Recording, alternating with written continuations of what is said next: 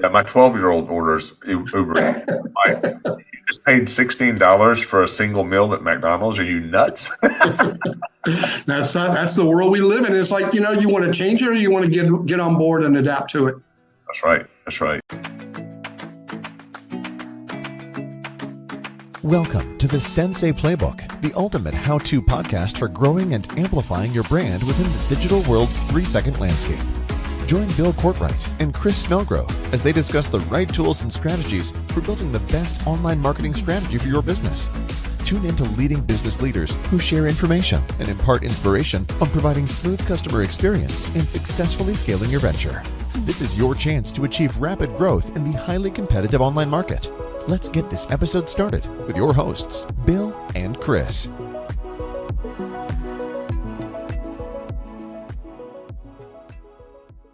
Hello, ladies and gentlemen, and welcome back to this week's episode of the Sensei Playbook podcast. That is marketing strategy, brought to you by my tag team partner, Chris Snellgrove, and myself, Bill Courtwright. Marketing strategy to do less and make more. We have an outstanding show for you today. We're bringing to you an esteemed guest, the one, the only Chuck Bonanno. He is the executive director of the Florida Independent Auto Dealer Association. He is a career, lifelong car guy, 35 years serving automotive buyers and sellers alike. He has an amazing story. He's got a unique perspective. There is absolutely no doubt in my mind that what you're going to experience today is going to help or support you when and where you need it most. With that, let's let Chris bring us into our episode. Chris has known Chuck a little bit longer than I have, and he's got a unique perspective. And I'll give you my partner, Chris Snellgrove. Hey, Chuck, welcome. Thank you. Nice to be here. Appreciate you guys having me on. Absolutely. Well, let's just start with, 35 years. You're just getting started in the industry, huh? Yeah. It's scary how fast it comes from going from a rookie to, it's that old guy again. But it's interesting because I think over the last 35 years, and almost entirely in the independent space, we bought a few new car stores back in the day in the 90s. But probably the biggest change in the industry at all levels in the last 10, 20 years, and especially the last 5, that I've ever seen. And I always find it interesting when you bring in old guys to do these shows, like, what are you going to talk about? How you sold a car with a 4-square in 1987? It's just, if you haven't sold a car recently, you don't know what's going on. That's right. That's right.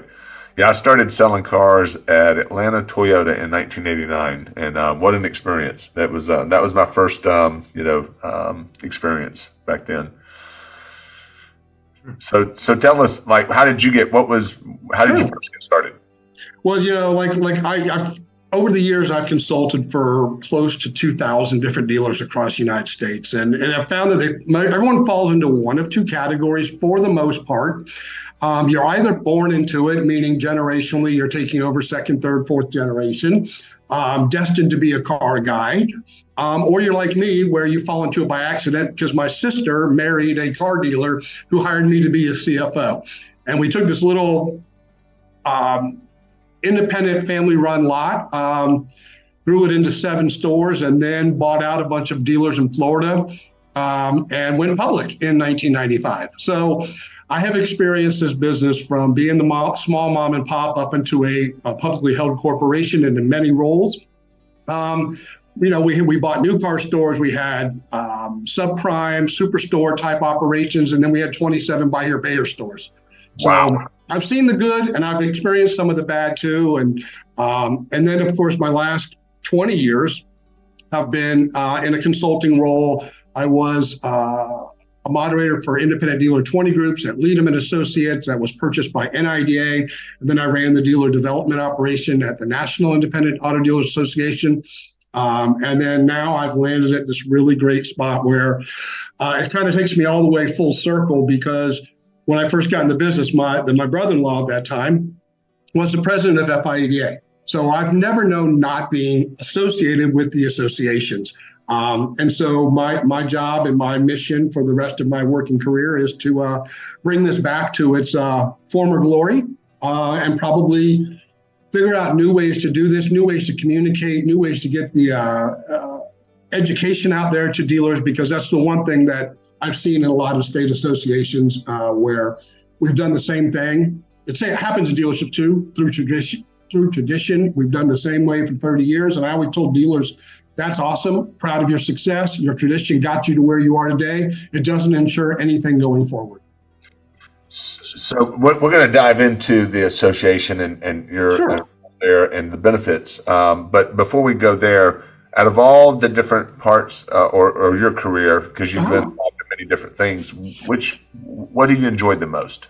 I was telling you guys when we spoke yesterday that I've spoken, I've been a keynote speaker, I've written articles. The thing I like least is writing articles because it takes time and thought. And I'm really not a high attention span guy, but I will tell you that my years of training dealers, whether it's in sales and marketing or dealership management or fixed ops or buy here, pay here, underwriting and collections, I love speaking with dealers in whatever form, one-on-one or in a classroom, where they get it. When the light bulb goes off, it's the most rewarding thing you can do.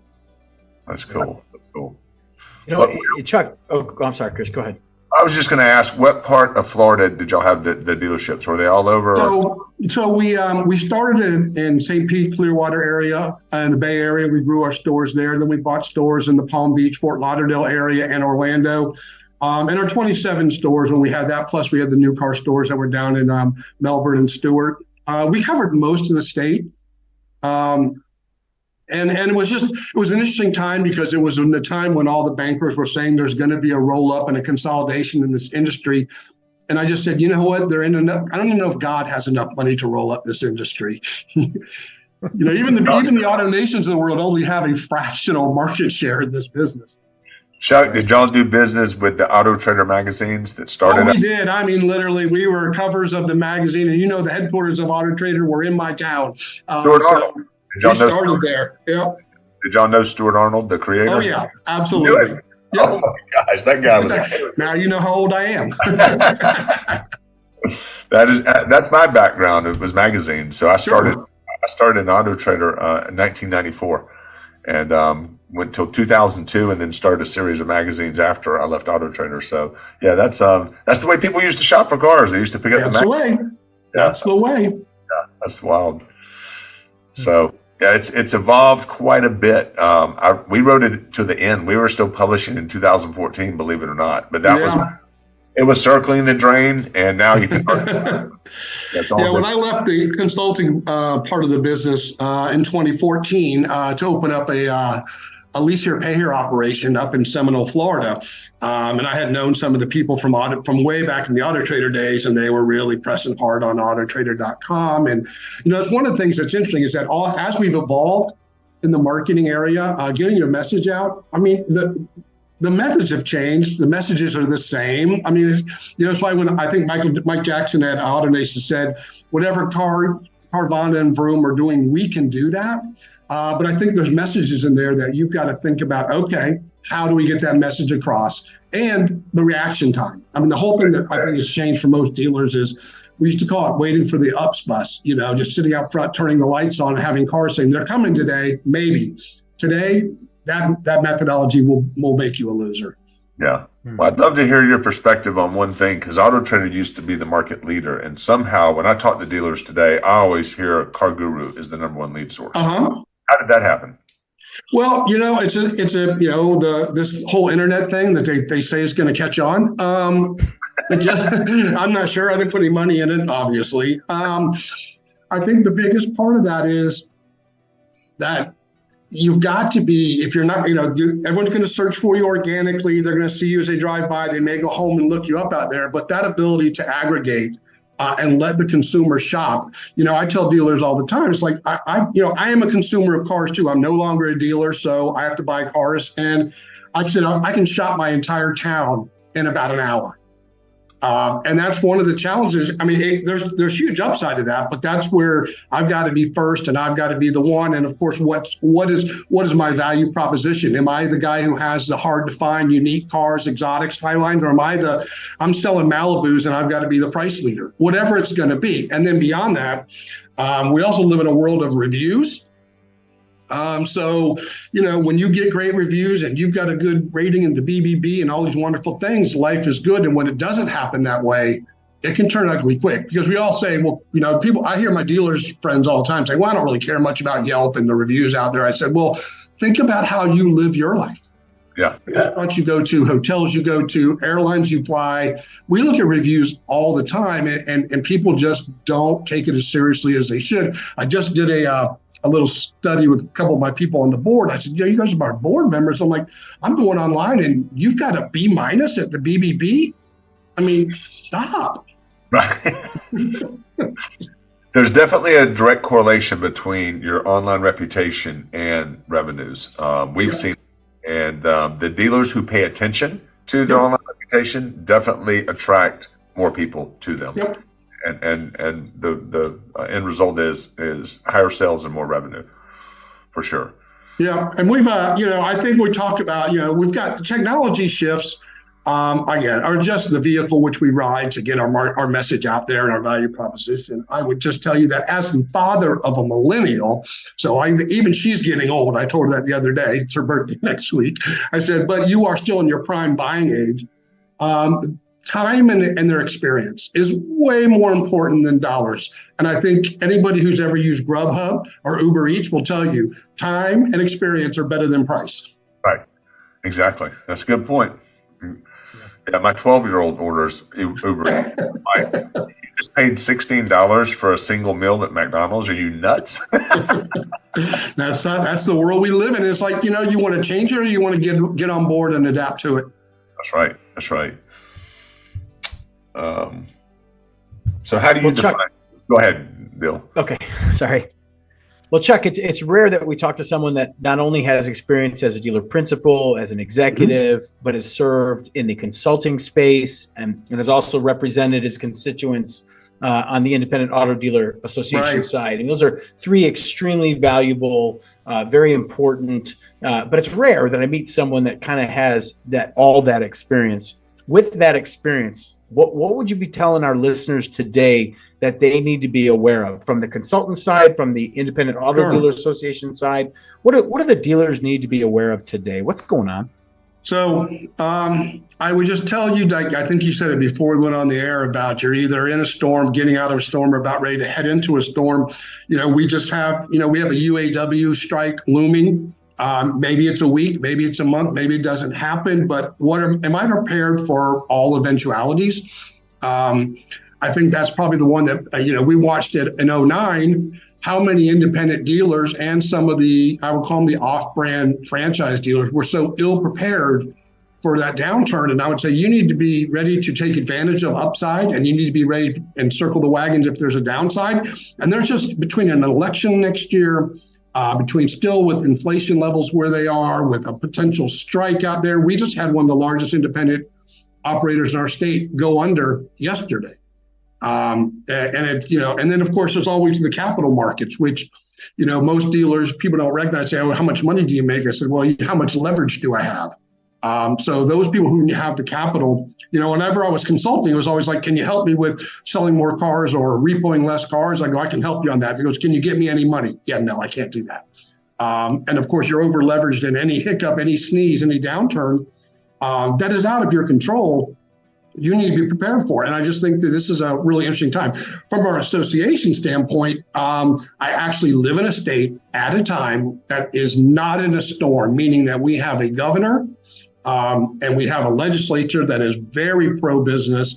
And there's really, at this moment, they don't meet until the spring again, kind of nothing on the horizon that could really upset the apple cart. And so that's what we're known as right now. But even that is always short-lived before something comes up that will and could shift your life. I think the thing I've read in my short time, I've only been here since March, a lot of independent dealers, self-taught, self-made, just hardworking, risking it all. They have a very good business and common sense side of them, but they don't understand the law.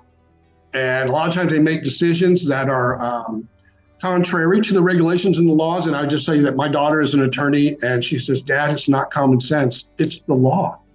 And they just kind of go about it and says, but I should be able to. I said, but you're not. And that's So we have, while nothing in the legislative world, we certainly have a lot of dealers who are operating probably ignorantly, without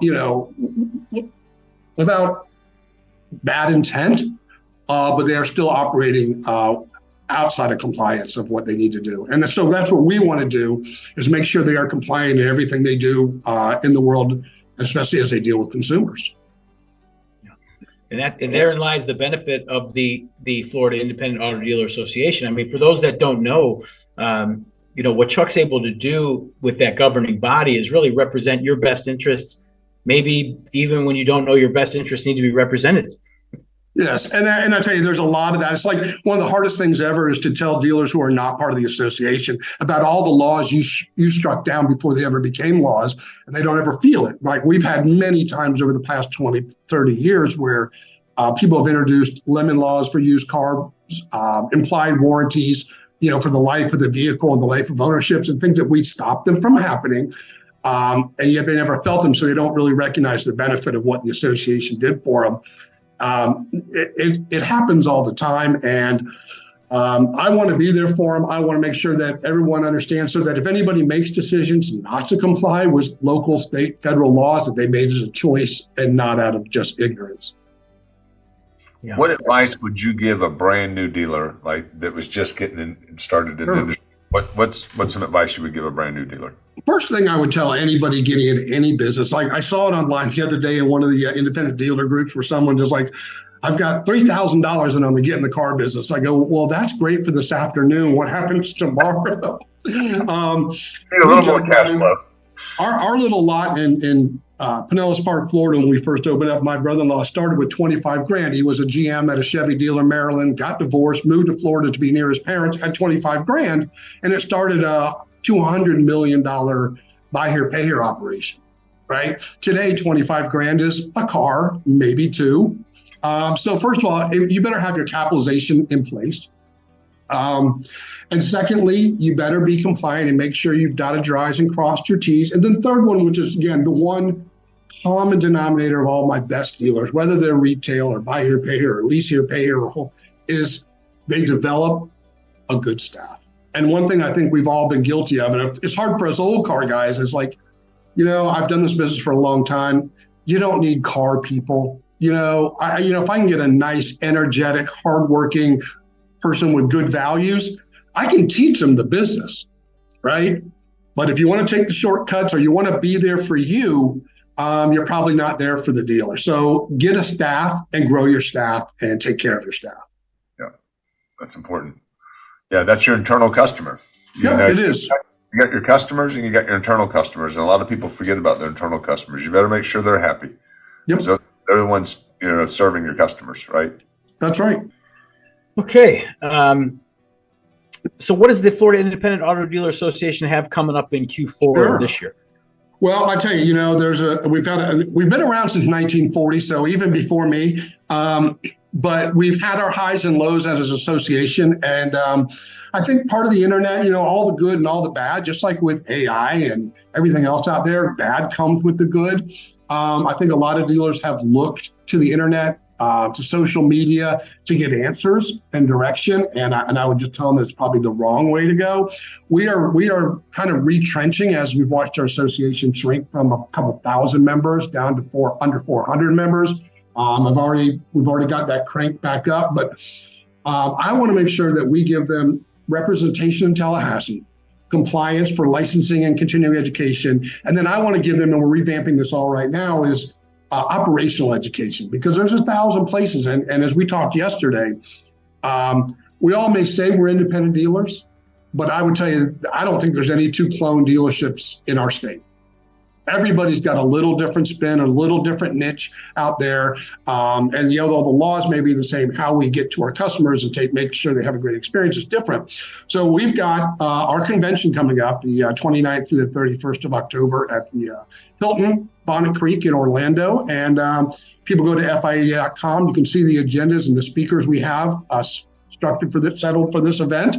And again, some people miss, I moderated 20 groups for 20 years almost. I did over 500 meetings. And sometimes they say, Joe, the best thing I got out of this meeting was sitting at the bar with one of my fellow dealers and him giving me an inspiration. I said, yes, that's a bigger part of this than everybody gets sometimes. Speakers are speakers, presentations and panels are panels, but man, if you network with somebody who could turn on a light bulb for you, it only takes one. It's the power of the mastermind. Yes. Napoleon Hill said it best, right? That's right.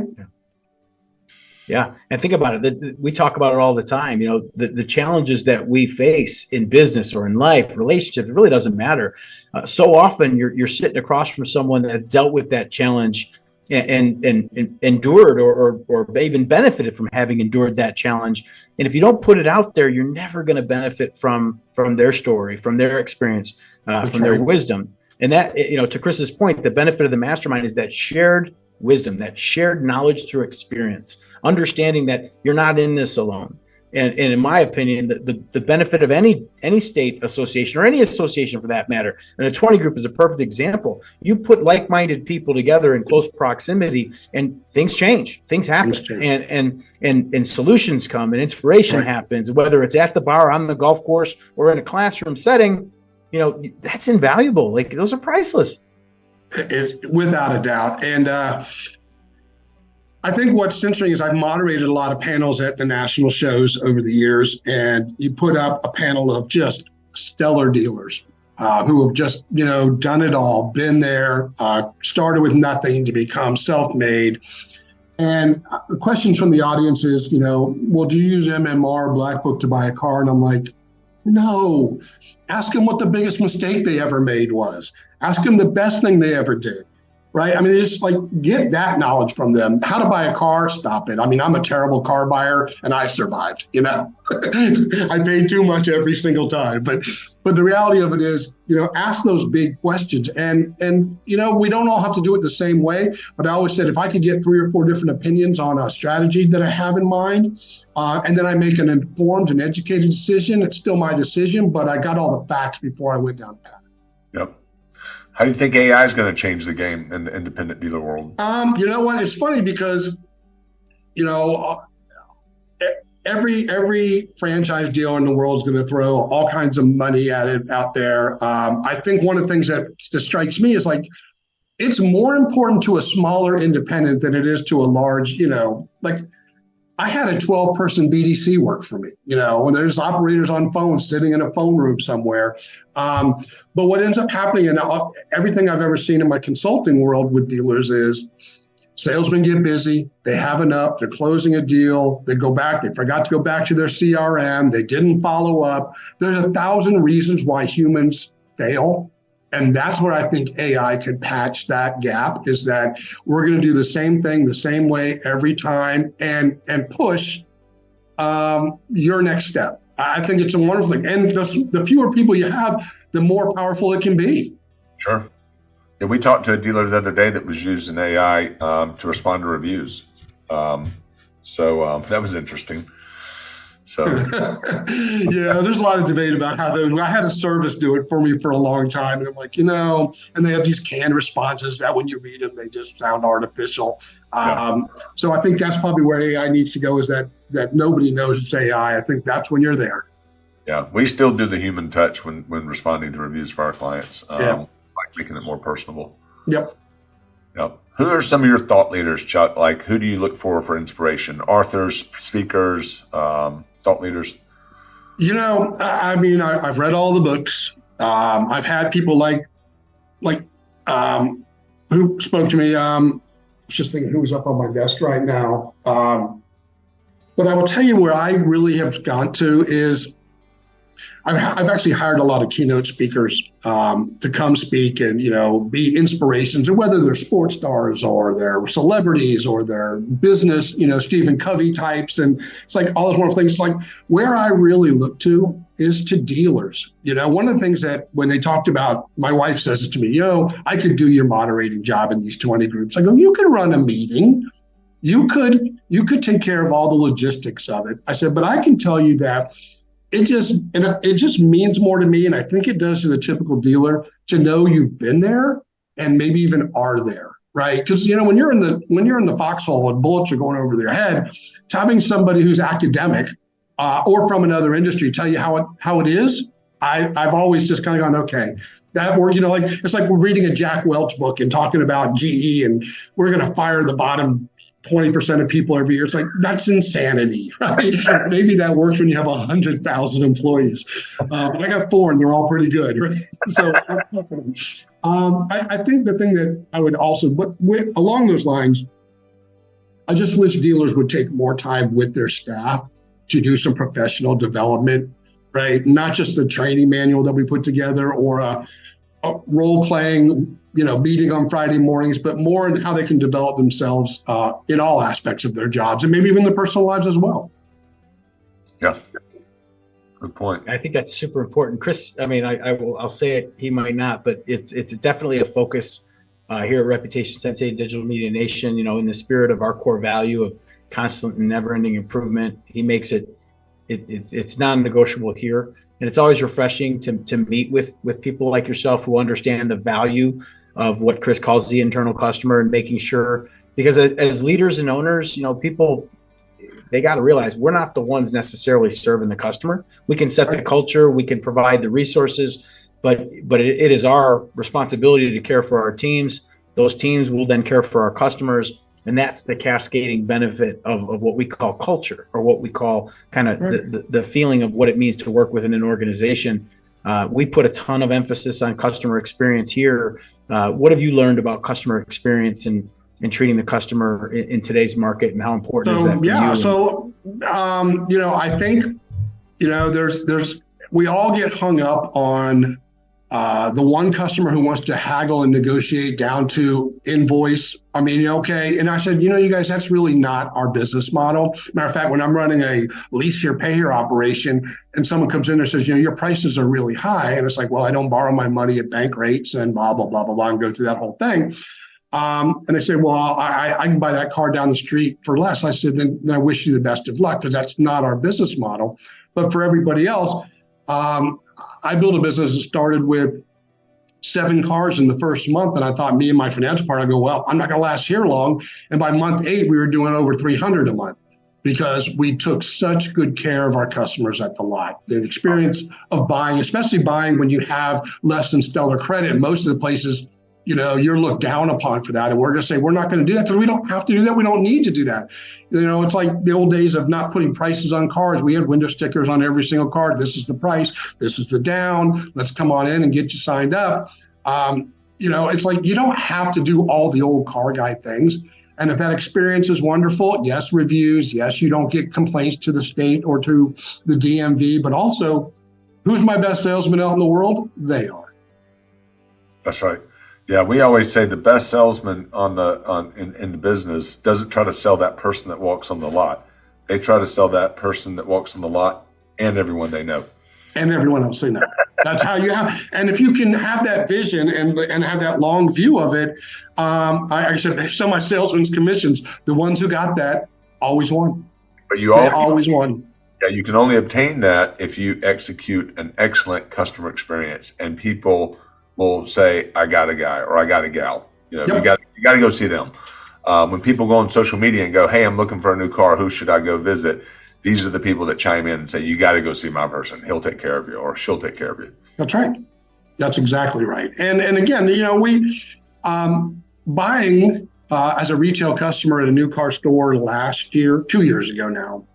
I was, it's amazing what I think sales teams and dealerships in general have forgotten is, number one, most prime customers, we know how we're going to pay for it. We know that we're not going to do any F&I, or maybe we're going to do a little bit. But we also know everything about the car. You don't have to sell us. You don't have. And a matter of fact, I think I knowledged my salespeople like 4 out of the 5 places I talked to them. I think the thing that people don't get, it's really hard for the old car dogs, is as I was buying, and of course I wasn't buying at the local dealership here in Sarasota. I searched over the state of Florida for dealerships for the particular car I wanted. And when I'm texting people through a CRM or through their DMS, they immediately want to convert to a call. And I even told them, Chris, text me. I'm at work, I'm on the road, just text me. We'll have that conversation. Yes, we'll get to phone calls, and yes, there'll be a physical appearance at some point, but they just constantly want to switch it over to a phone call. and I've told them not to. And I think the, again, a way of communication, and that, having a millennial, and again, I know there's now a generation, probably a second one beneath that, younger, is, well, I used to joke with my daughter when she was in college or when she was in law school, if I called her on the telephone, on my cell phone, and I know I'm on her caller ID, there was exactly 0% chance she will respond. If I text her, I would get a response in 7 seconds. Right. It's like, okay. So all she did is say, that's how I want to talk. When my 25-year-old was growing up, I had the idea, because the younger generation doesn't read as much as we did. But my idea was text on books on text, because they might read books if we put them on text. Yeah. I mean, we just, we always want to just keep fighting to do it the old-fashioned way. And this is the way it's always worked. And I'm like, it does. But at this point, look, I think, someone I read about yesterday was, car dealerships used to be the place that you started to look for cars. And now you look at car dealerships today, and it's where you sign the paperwork. Yep. Your website was your dealership, your communication, whether it was AI, whether it was a BDC or talking to the salesman. I mean, I've walked into 3 places to buy cars in the last 5 years where all I did was sign the docs. Yeah. And if I didn't have to do that, and I bought a Tesla one time and they did it at my house, right? Yeah. I mean, they got the sale, but it's just, that's how we want to do this thing. And I've had some really successful dealers say, Chuck, half my traffic and half people come in here and drive by. It's like, maybe. I know the attribution thing is a big thing, right? I know at Auto Trader, they used to come by and say, look, we had 38% of your sales were attributed to Auto Trader. What, because they looked there once? We don't know. It's probably all the above. Yeah, that's right. Right. And so we just got to make sure that we're out there, we're out in front of them, we stay in front of them, and then we give them the best experience so that they become our salesmen in the field. That's really, really well said. I believe in that wholeheartedly. I think we're at a place in time where a decision is made based on the aggregate of a bunch of different things that have to happen a certain way. And you touched on one of them, which is people definitely want to communicate in the communication style of their choosing. Yeah. So we tell our clients all the time, listen, if you engage with them on Facebook direct message, stay with them on Facebook direct message. They'll call you if they want to. They'll convert themselves. The phone call feature of that smart device we carry in our pocket is the least desirable feature. It is, and people can do a lot with that device. Wow, this has been a really, really outstanding conversation. You certainly have your finger on the pulse of what we would say matters today for independent dealers. And this has been an absolute pleasure. We hope to have you on again. We certainly will do everything we can to engage with the Florida Independent Auto Dealer Association and all their events. And anytime we can serve, just let us know. Chris, did you have any final questions or anything to add? Chuck, is there an event coming up for the Florida Dealers Association? Once again, just right now, we are all geared towards our convention at the end of October. And then please go to our website. We're going to be starting to roll out both virtual events and physical events for 24. We're going to spend a lot more time than they have in the past. I've done a lot of events where all the lawyers come in and all the government officials, and they talk about compliance, and everybody goes out of there bummed out. We're going to talk about all the positive things that are out there that can make your dealership better and create success for you, whatever that definition is. And when is the event exactly, and where? It is October 29th through 31st. At the Hilton Bonnet Creek Resort in Orlando, Florida. It's right there at Disney. And at FIADA.com, you can register or get more information. The agenda's online, and see if it's something that will work for you. Very cool. Thanks so much, Chuck. It's been a pleasure. All right. Thank you, guys. Appreciate it.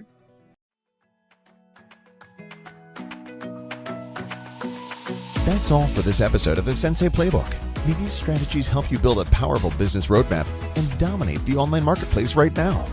Be sure not to miss another episode jam-packed with valuable advice from our marketing martial artists, Bill and Chris, by subscribing to the podcast at podcast.reputationsensei.com.